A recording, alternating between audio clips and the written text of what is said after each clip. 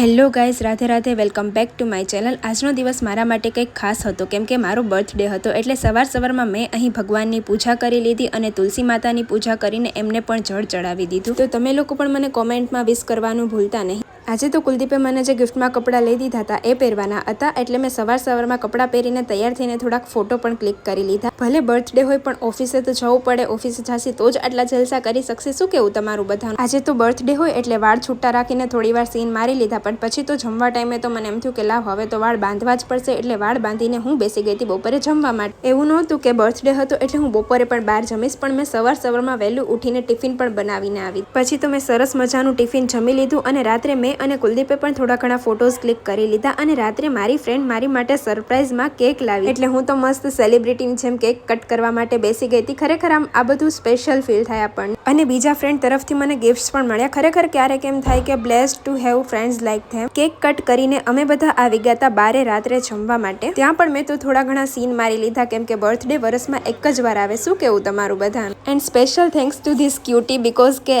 એ મારા બર્થડેમાં એ મારા કરતાં પણ વધારે એક્સાઇટેડ હતી।